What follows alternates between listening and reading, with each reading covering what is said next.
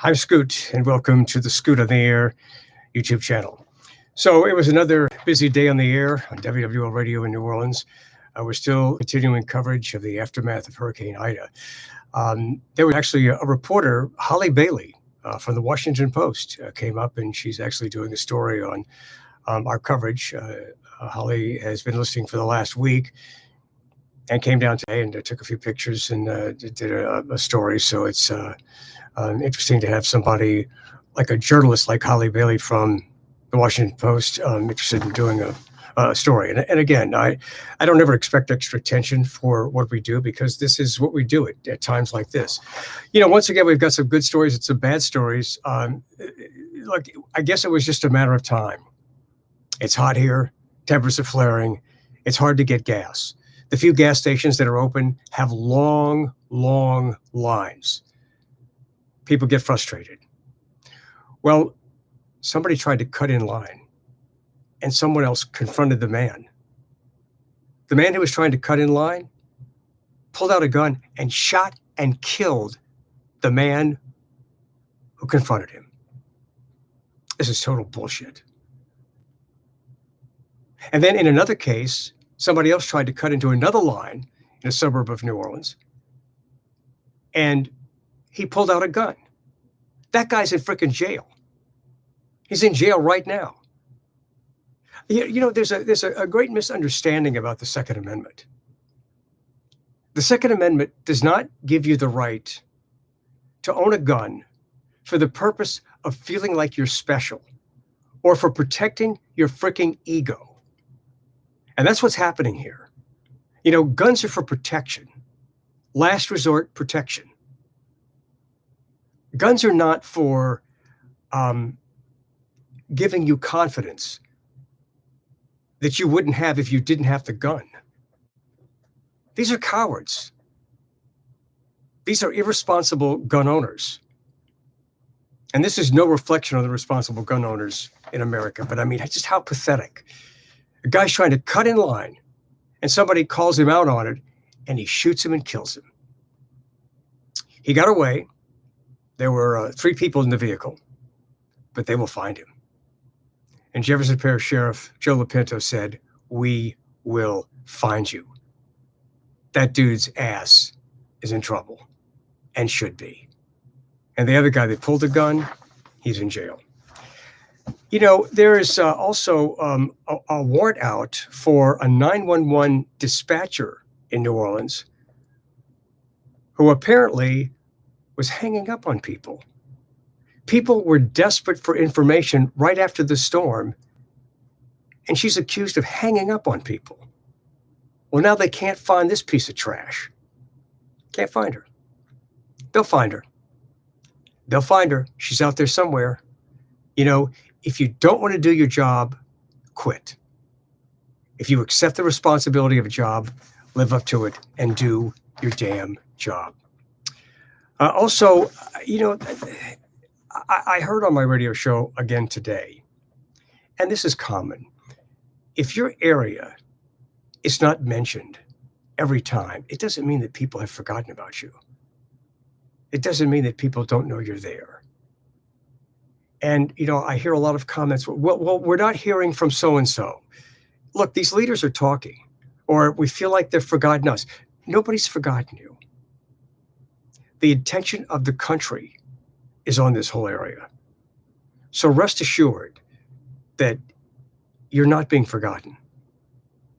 And your name, your area is not going to be mentioned all the time, every time. And your leaders are speaking out.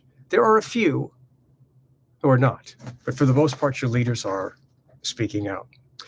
A couple of positive stories. On the air today, somebody called into the show and said there was a dolphin trapped in an area, some kind of a reservoir area. But from the storm, a dolphin got trapped in this area. This was across the lake from New Orleans in Slidell, Highway 11, and Oak Harbor Boulevard.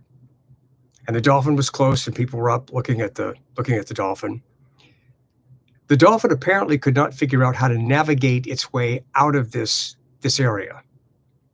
Here's the good news. I mean, within 15 minutes of talking about this on the air, We already got word that the Coastal Wildlife Network was on its way to intervene to save the dolphin. So that's great news. And then there are always these good stories. And I've told you about a few, and here's another good story. A man is in Orange Beach, Florida, which is around the Florida-Alabama border on the Gulf Coast. He's there where he evacuated, but he's got businesses in New Orleans, so he's been coming back to the city. He came back to the city, and he decides to use his other car. So he trades cars. He had enough gas to get to Mobile, which is almost to Orange Beach. It's 3/4 of the way from New Orleans to Orange Beach. So he knew he had enough money. He knew he had enough gas to get to Mobile, and then he would gas up and then go the rest of the way. Imagine this. The man realized he forgot his wallet in the other car. How desperate would you feel at that moment? A mother evacuating with her children overheard the conversation, and she gave the man $100 and said, "Take care of yourself." That is a great sign of humanity at its best. And this guy says he will find her. Her name is Gretchen. She lives on the North Shore in the New Orleans area, across the lake from New Orleans. And she's a FedEx worker. So Gretchen, thank you. And the guy who called, Tyler, he said he's going to find her and give her the money back. But what a great gesture. I mean, you don't even know this guy. And he's telling the clerk this story about, I traded my wallets in my other car. And the woman gives him $100. We hear about looters. We hear about the guy who pulled a gun and shot and killed somebody. We hear about another guy who pulled a gun at somebody in a long line at a gas station here. We hear about those stories. But I love sharing with you the good stories, which don't always get attention on the news. Because as we know, negative news always attracts more attention than positive news. But I want to share these positive stories with you, and I'll continue to do that as we continue on the Scoot on the Air YouTube channel, talking about the aftermath of Hurricane Ida. And there are some people in this area who are not going to get power back for weeks. In the New Orleans area, downtown New Orleans, power's back already. This is day 5 after the storm. That's miraculous. And more power is coming back over the weekend. And almost everybody in New Orleans is expected to have power by Wednesday. I know in the meantime, it's hot as shit. I mean, this is really a rough time of year to not have air conditioning. Now, we don't have cable or internet in a lot of situations, but that's secondary to getting air conditioning. And I guess our bodies over time, and I mentioned this before, I guess through the evolution of just as long as we've had air conditioning, I guess our bodies have adapted to where we more need it than before, because there was a time when there was no AC. And people lived through this. Why anybody would want to ever live through this without AC is beyond me. I mean, it's like if somebody settled here with the heat and humidity, I'd think, there's got to be somewhere else we can settle. I mean, let's not stay here. But people stayed.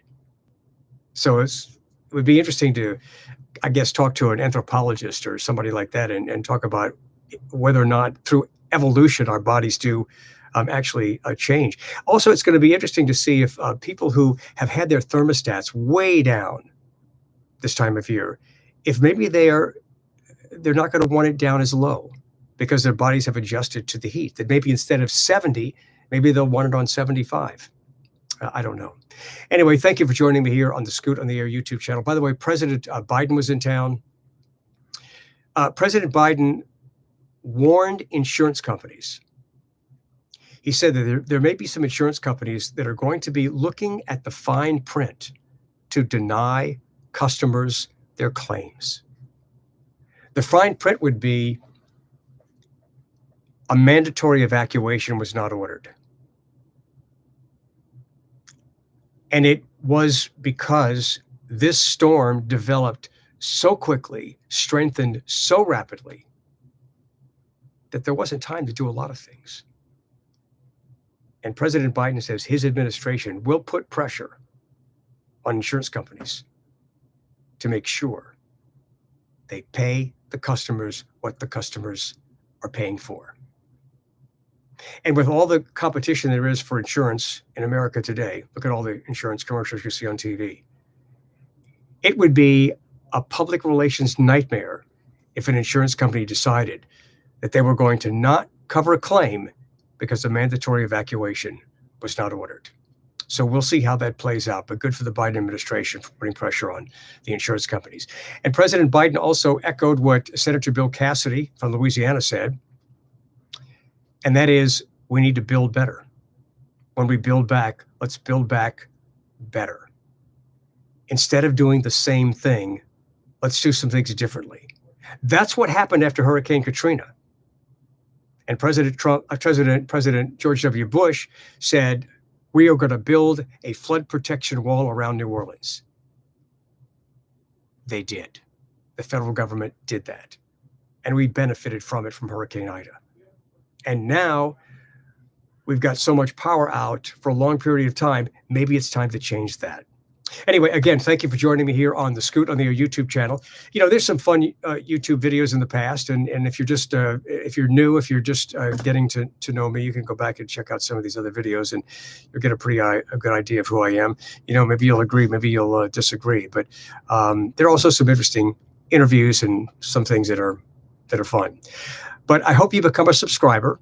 It's free. And one day we'll do something special for the subscribers. So thank you for joining me. Hope you become a subscriber to the Scoot in the Air YouTube channel.